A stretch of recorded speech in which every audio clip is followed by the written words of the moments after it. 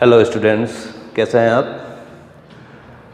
कल हमने अपने प्रीवियस लेक्चर्स के अंदर चार्ज के बारे में पढ़ा, चार्ज की प्रॉपर्टीज़ पढ़ी। अब चार्ज के बीच में किस प्रकार इंटरेक्शन होता है, वो कैसे इंटरेक्ट करते हैं एक दूसरे से, उसके बारे में हम क्या करेंगे, स्टडी करेंगे। और चार्ज इंटरेक्ट कैसे करेगा ये बताता है हमें कूलम्ब्स लॉ, यानी बहुत ही बेसिक सा लॉ है। कूलम्ब्स जो है वो चार्ज के इंटरेक्शन के बारे में बताता है कि चार्ज जो है इंटरेक्ट करता कैसे है, यानी किस प्रकार कैसा फोर्स एग्जर्ट करेगा, उसका मैग्नीट्यूड क्या होगा और मीडियम के साथ उसके क्या क्या जो है चेंजेज है वो हम स्टडी करेंगे। तो आइए चलते हैं, हम स्टार्ट करें कूलम्ब्स लॉ।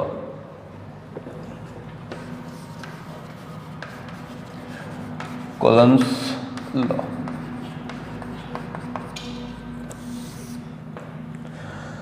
तो दो चार्जेस ले लें। एक चार्ज लिया हमने, सपोज ये एक चार्ज है Q1 और ये दूसरा चार्ज है Q2। ये दोनों स्टेशनरी पॉइंट चार्ज है और इनके सेंटर से इनके बीच ये सेपरेटेड है एक स्मॉल डिस्टेंस r से, इस प्रकार है। तो अब ये कैसे इंटरेक्ट करेंगे ये कूलम्ब्स हमें बताता है। तो कूलम्ब्स ये कहता है कि इस प्रकार के दो चार्ज अगर हम किसी डिस्टेंस पर क्या करें, रखें, दोनों चार्ज कैसे हो, पॉइंट चार्ज हो और स्टेशनरी चार्ज हो, तो उनके दोनों चार्ज जो है वो क्या करते हैं, उनके बीच में इलेक्ट्रोस्टैटिक फोर्स जो है वो क्या होगा, एक्टिंग करेगा। तो ये चार्ज Q1 चार्ज जो है, अब हमने ये ले लिया, सपोज ये दोनों चार्ज जो है वो मैग्नीट्यूड डिफरेंट है लेकिन इनका जो है नेचर जो है वो सेम है। हम इन कह सकते हैं ये दोनों हमने जो लिए हैं वो क्या है, पॉजिटिव चार्ज है। तो पॉजिटिव चार्ज है तो लाइक चार्जेस, और लाइक चार्जेस के अंदर क्या होता है, रिपल्सन फोर्स क्रिएट होता है। तो ये चार्ज Q1 इस पर एक फोर्स एग्जर्ट करेगा, वो फोर्स हमने कह दिया F। और सेम एज ये इस पर भी फोर्स जो है वो डालेगा F। अब क्या होगी इस फोर्स की वैल्यू, ये कितना फोर्स जो है इन दोनों के बीच एक्ट करेगा, वो कूलम्ब्स जो है हमें बताता है। तो ये फोर्स डेवलप हुआ और फोर्स जो है इन दोनों के बीच में जो इनकी लाइन है, जॉइनिंग लाइन, उस जॉइनिंग लाइन के क्या होता है, अलोंग होता है। तो हम कह सकते हैं according to law the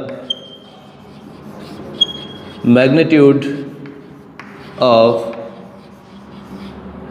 electrostatic force acting between two stationary charges is first directly proportional to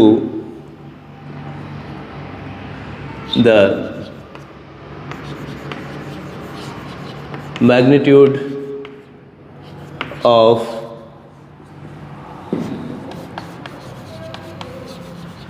product of given charges. It means force is directly proportional to Q1, Q2. And second thing,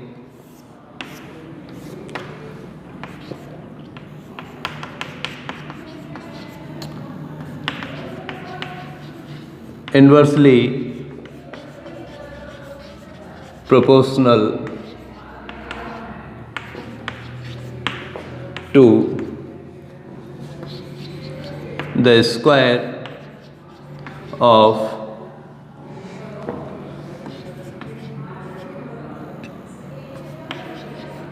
separation distance between them. That means F is inversely proportional to R square. Equation second. तो बहुत simple है। Coulomb's ने कहा कि ये जो दोनों charges हैं, इन दोनों चार्जेज के बीच में क्या होगा, इलेक्ट्रोस्टैटिक फोर्स जो है वो डेवलप होगा, एक इलेक्ट्रोस्टैटिक फोर्स लगेगा, और वो इलेक्ट्रोस्टैटिक फोर्स जो है दोनों चार्जेस के प्रोडक्ट के मैग्नीट्यूड के क्या होता है, डायरेक्टली प्रोपोर्शनल टू होता है। तथा उन दोनों के बीच की, उनके सेंटर से जो उनके बीच की सेपरेशन डिस्टेंस है, जिसे हमने स्मॉल आर कहा है, उस स्मॉल आर के स्क्वायर के इन्वर्सली जो है वो प्रोपोर्शनल टू होता है, यानी f is inversely proportional to r square. दोनों इक्वेशंस को हम कंबाइन करें by equation first and second, F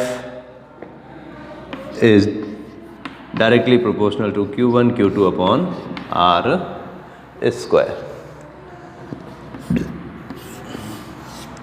and F equals to K Q1 Q2 upon R square. यहाँ K जो है वो क्या है, एक प्रोपोर्शनलिटी कांस्टेंट है। Here K is a proportionality constant and it is also known as Coulomb's constant. तो K constant हो गया, इसको हम कूलम्ब्स कांस्टेंट कह सकते हैं। ये कूलम्ब्स कांस्टेंट है। अब K की वैल्यूज़ क्या है, इसकी डायमेंशन क्या है, वो हम फाइंड आउट करें। तो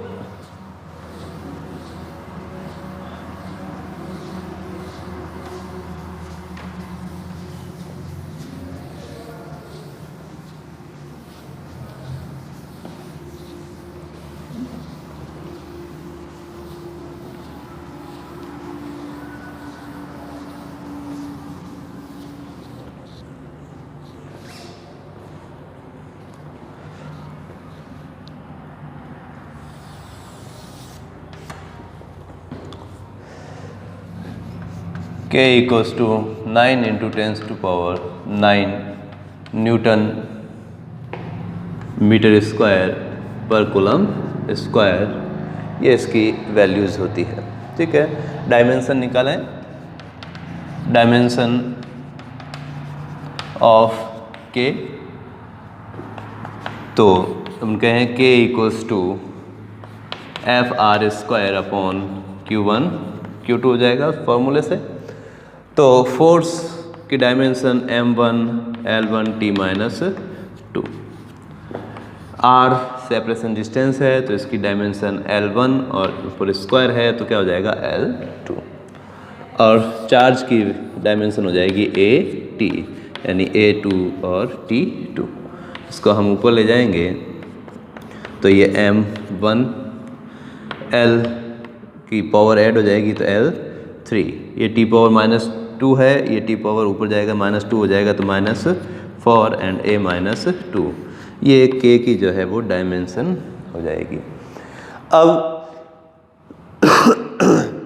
हम K को इस प्रकार लिखते हैं, K equals to 1/4 pi epsilon 0। तो ये वैल्यूज़ वहाँ पर फुटअप कर देंगे तो फोर्स F जो है वो हो जाएगा 1/4 pi epsilon 0 Q1 Q2 upon R square. Equation third. तो यहाँ एप्सिलॉन क्या है, epsilon 0 is the permittivity of vacuum और एयर।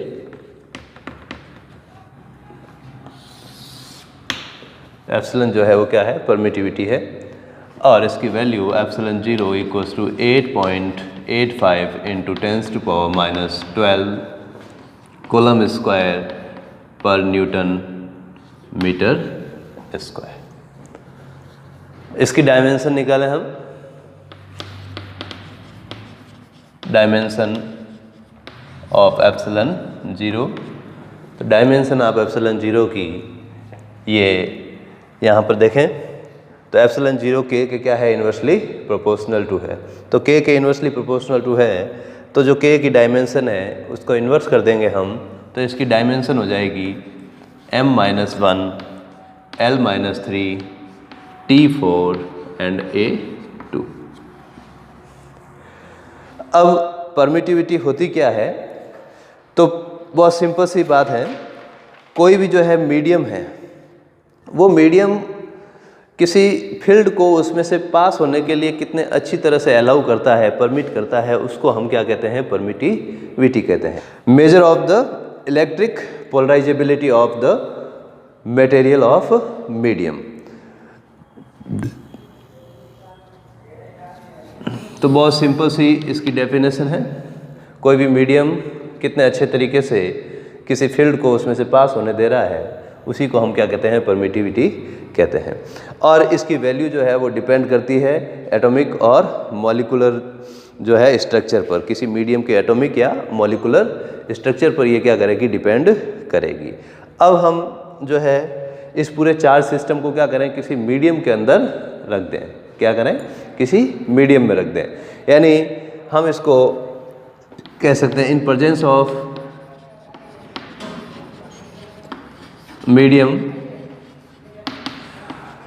फोर्स जो है वो कितना होगा। अब फोर्स मीडियम जो है प्रेजेंट है, या पूरे चार्ज सिस्टम को किसी मीडियम के अंदर रख दिया है, फॉर एग्जांपल हमने उसको किसी ऑयल टैंक में या उनके बीच में जो है पैराफिन मोम रख दिया या कुछ भी, तो अब उनके बीच में जो इंटरेक्शन हो रहा है वो किस प्रकार चेंज होगा, बढ़ेगा या घटेगा, इंक्रीज होगा या डिक्रीज होगा, वो अपने को देखना है। तो Fm equals to 1/4 pi epsilon Q1 Q2 upon R square, ये वैल्यू हो जाएगी। यहाँ एप्सिलॉन जो है वो क्या है, तो एप्सिलॉन जो है वो क्या है, परमिटिविटी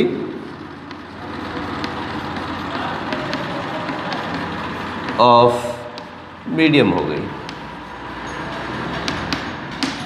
जिसकी वैल्यू जो है डिफरेंट मीडियम के लिए डिफरेंट होती है। अलग अलग मीडियम के लिए क्या होगी, अलग अलग होगी। ये मीडियम पर क्या करेगी, डिपेंड करेगी। अब यहाँ पर ये एप्सिलॉन जो है हम कह सकते हैं एप्सिलॉन इक्वल्स टू जो है होगा एप्सिलॉन आर होगा। तो हम इसको वापस इस प्रकार लिख सकते हैं Fm equals to 1/4 pi epsilon 0 epsilon r and Q1 Q2 upon R square. Epsilon r जो है उसको हम डाइलेक्ट्रिक कांस्टेंट कहते हैं, या इसको रिलेटिव परमिटिविटी भी कहते हैं। इसकी वैल्यू भी डिफरेंट मीडियम के लिए क्या होती है, डिफरेंट होती है। तो अब अपने यहाँ देखें,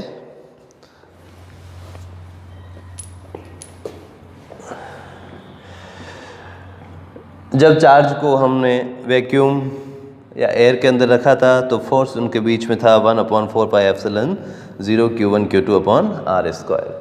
और जैसे ही हमने मीडियम लिया तो फोर्स हो गया 1/4 pi epsilon 0 epsilon R Q1 Q2 upon R square. इन दोनों इक्वेशंस को हम क्या करें, कंपेयर करें, इक्वेशन थर्ड और फोर्थ को। तो थर्ड और फोर्थ को कंपेयर करेंगे तो हम क्या देखते हैं,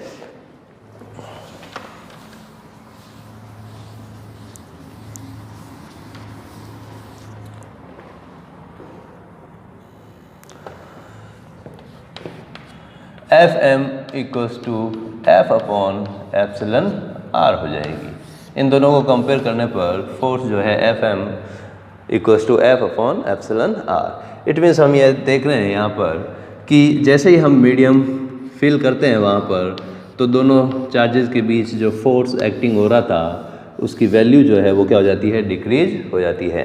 यानी मीडियम की प्रेजेंस के अंदर जो फोर्स है बिटवीन बोथ चार्जेस वो क्या होगा, लेस देन जो है वो होगा वैक्यूम और एयर, यानी फोर्स की वैल्यू जो है वो क्या हो जाएगी, डिक्रीज हो जाएगी। तो हम सिंपल सा कह सकते हैं कि कोई भी चार्ज सिस्टम है, उन चार्ज सिस्टम के अंदर जो है मीडियम फिल कर दें तो मीडियम फिल करने पर इलेक्ट्रोस्टैटिक कूलम्स फोर्स जो है वो क्या हो जाता है, डिक्रीज हो जाता है। ठीक है, तो ये कूलम्स फोर्स के बारे में था। अब नेक्स्ट हम बात करते हैं, कूलम्स ने बताया था only 2 static and point charges के लिए। अब चार्जेस जो है वो 2 से ज़्यादा हो, मोर देन 2 हो तो क्या होगा, तो वो कैसे इंटरेक्ट करेंगे, तो उसके लिए हम पढ़ेंगे प्रिंसिपल ऑफ सुपरपोजिशन। अब नेक्स्ट हम बात करें फोर्स बिटवीन मल्टीपल चार्जेस। तो अब मोर देन 2 चार्जेज आ जाएंगे तो कूलम्स लॉ जो है वहाँ पर कूलम्स लॉ से हम जो है उस पर किसी भी एक चार्ज पर जो है वो नेट फोर्स फाइंड नहीं कर सकते। तो उसके लिए सुपरपोजिशन का प्रिंसिपल हमें अप्लाई करना पड़ेगा। तो प्रिंसिपल ऑफ सुपरपोजिशंस क्या कहता है, सबसे पहली बात है net force on any charge is the vector sum of all the forces acting on that charge. यानी एक चार्ज सिस्टम है जिसके अंदर बहुत सारे जो है मल्टीपल चार्ज है, तो किसी एक चार्ज पर लगने वाला जो है टोटल फोर्स या नेट फोर्स जो है वो क्या होगा, उन सभी चार्जेस के बीच में जो भी फोर्स एक्टिंग कर रहे हैं उनके एल्जेब्रिक सम के क्या होगा, इक्वल होगा। यानी सपोज ये एक चार्ज ले लिया हमने Q0 और ऐसे बहुत सारे चार्जेज हैं इस सिस्टम के अंदर, तो ये चार्ज भी इस पर क्या करेगा, एक फोर्स जो है वो एक्सर्ट करेगा। सपोज हमने कह दिया F1, ये भी इस पर क्या करेगा, एक फोर्स एक्ट करेगा F2। ये चार्ज जो है वो भी क्या करेगा, फोर्स इस पर एक्ट करेगा F3। ये भी इस पर फोर्स लगाएगा F4। ये चार्ज भी इस पर फोर्स जो है लगाएगा F5। ये भी लगाएगा, ये लगाएगा।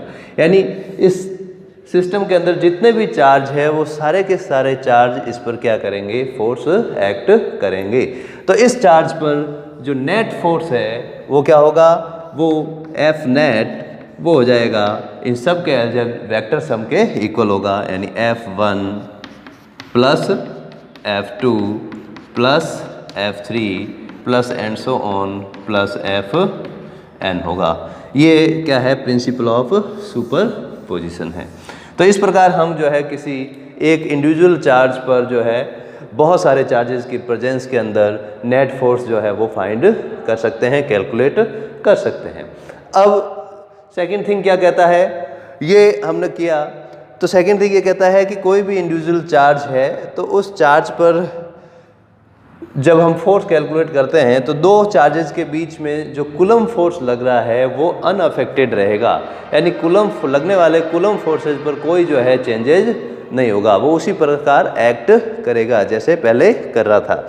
यानी the individual forces between 2 charges are unaffected due to the presence of other charge. दूसरे चार्ज की प्रेजेंस के कारण दो चार्जेस के बीच में लगने वाला कूलम फोर्स जो है वो अफेक्ट नहीं होगा, चेंज नहीं होगा, वो वैसे ही एक्ट करेगा जैसे वो नेचुरली करता है।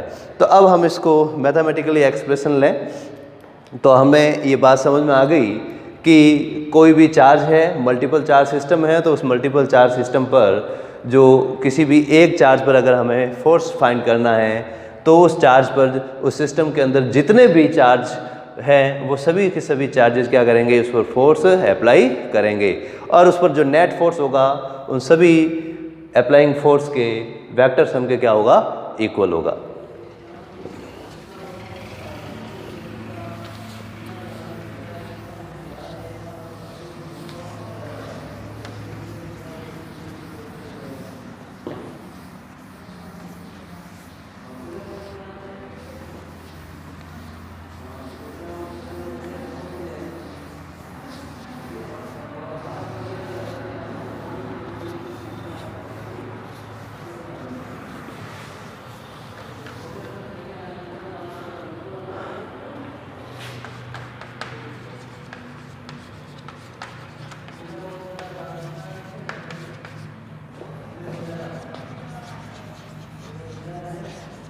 अब हम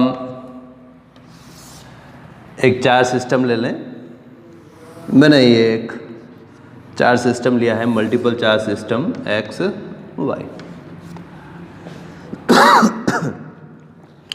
ये एक चार्ज ले लिया हमने Q नॉट, जिसका इसके ओरिजिन से O से पोजीशन वेक्टर जो है वो क्या है, R नॉट है। दूसरा मैंने ये एक चार्ज लिया Q2, इसका इसके ओरिजिन से पोजीशन वेक्टर जो है वो हमने कह दिया R2। तो ये सॉरी 2 नहीं 1 लिया, ये R1। तो ये चार्ज इस पर क्या करेगा, एक फोर्स एक्ट करेगा, उसको हमने कह दिया फोर्स F1। तो इन दोनों के बीच में ये जो पोजीशन वेक्टर है उसकी वैल्यू जो है हमने कह दी R01।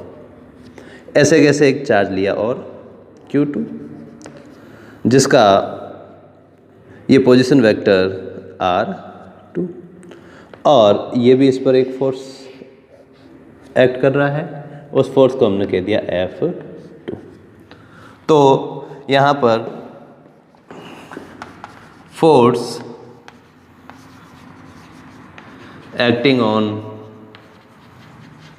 Charge Q not due to charge Q1 वो क्या होगा, F1 इक्वल्स टू, हम स्केलर फॉर्म में ही ले रहे हैं फिलहाल इसको, 1/4 pi epsilon 0 Q0 Q1 and R01 square, equation first. Same as force acting on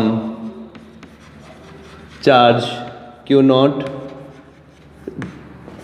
due to Q2, F12 equals to 1/4 pi epsilon 0 Q not Q2 upon R02 square, equation second.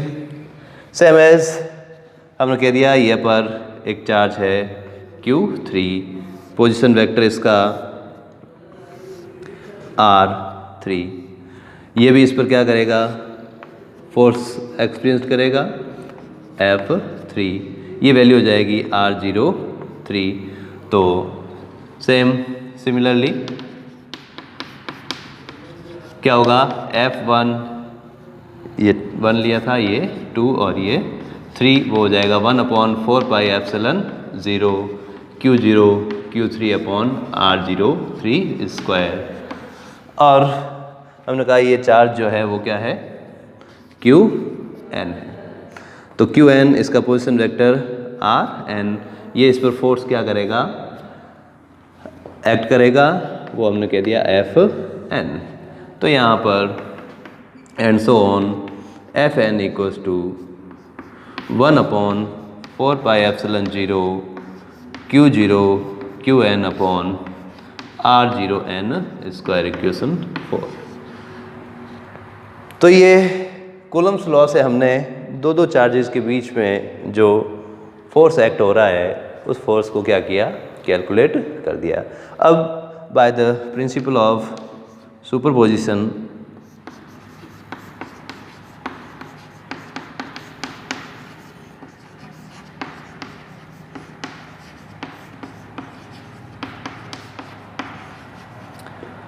तो net force F net, तो वो क्या कहा हमने, vector sum के equal होता है। तो F net equals to F1 plus F2 plus F3 plus and so on Fn। इस इक्वेशन के अंदर इस सभी फोर्सेस की हम क्या करेंगे, वैल्यू पुटअप कर देंगे। तो हम वैल्यू पुटअप करते हैं।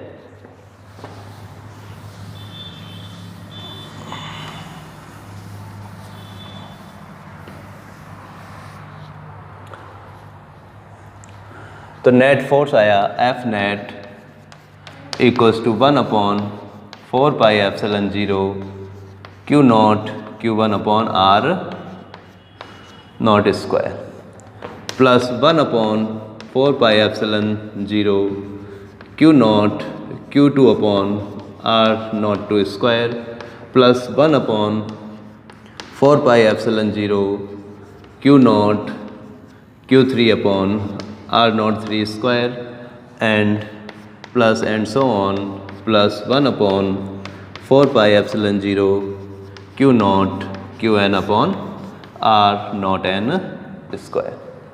तो अब यहाँ देखो इसमें 1 अपॉन 4 पाई एप्सिलॉन 0 और q नॉट सब में क्या है, कॉमन है। तो इस कॉमन फैक्टर को हम बाहर ले लेते हैं, तो q not upon 4 pi epsilon 0 common हो जाएगा।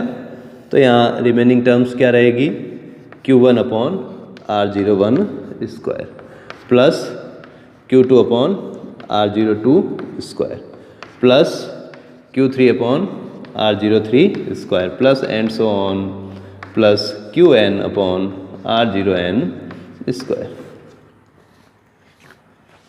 ये जो टर्म्स है इसको हम समेशन के रूप में लिख सकते हैं, q not upon 4 pi epsilon 0 summation, यहाँ एक वेरिएबल डाल दें i इक्वल्स टू 1 से कहाँ तक वेरी हो रहा है, n तक। तो यहाँ इसको हम लिख देंगे qi अपॉन r0i स्क्वायर। ये क्या हो जाएगा, नेट फोर्स हो जाएगा। और वेक्टर फॉर्म में लिखे हम इसको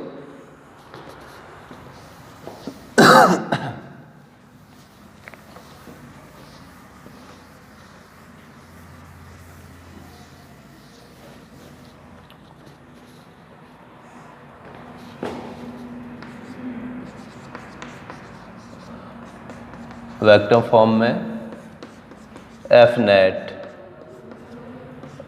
vector equals to q not upon 4 pi epsilon 0 summation i equals to 1 to n qi upon r not i square r not i cap.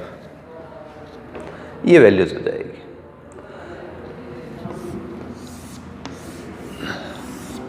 और आर नॉट आई कैप ये क्या है, वेक्टर यूनिट है, unit vector है। इस unit vector को हम ऐसे रिप्रेजेंट कर सकते हैं, या R not I vector equals to R not I. ये वैल्यू यहाँ पर पुट अप करेंगे तो नेट फोर्स हो जाएगा q not upon 4 pi epsilon 0 summation i equals to 1 to n qi upon r not i cube vector r not i। ये principle of superposition है। तो इस प्रकार हम कोई भी जो है चार्ज सिस्टम जिसके अंदर दो से ज़्यादा जो है क्या है चार्ज हैं, मोर देन 2 चार्जेज हैं, तो मोर देन 2 चार्जेज हैं, तो इस प्रिंसिपल को फॉलो करते हुए हम उस पर किसी एक चार्ज पर नेट फोर्स कैलकुलेट कर सकते हैं। तो देखते हैं हम इससे रिलेटेड एग्जांपल्स, ताकि ये हमारे माइंड में पूरी तरह से सेट हो जाएगा।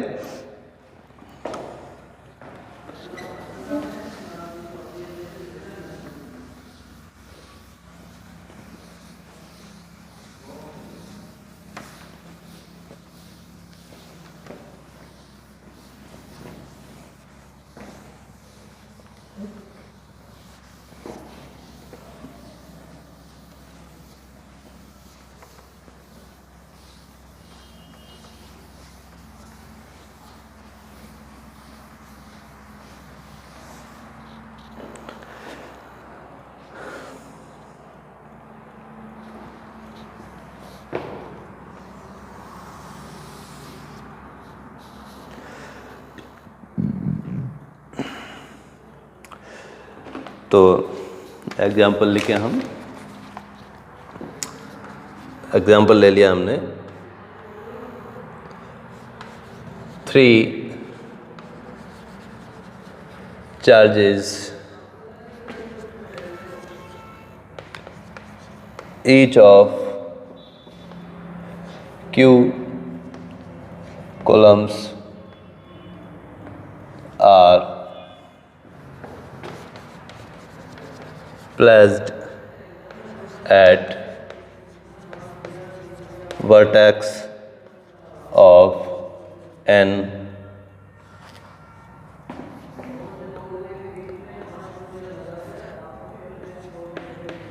equilateral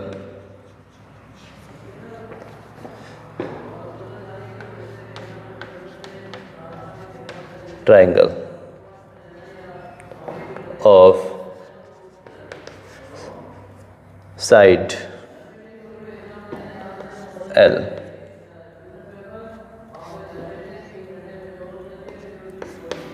The force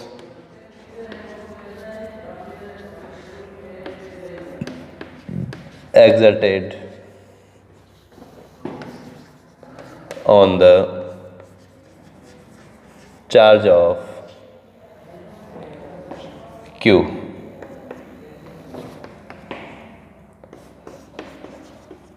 placed at center of triangle in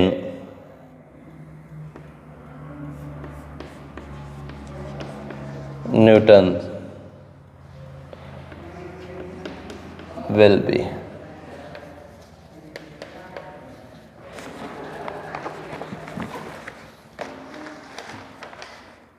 बहुत ही सिंपल सा क्वेश्चन है।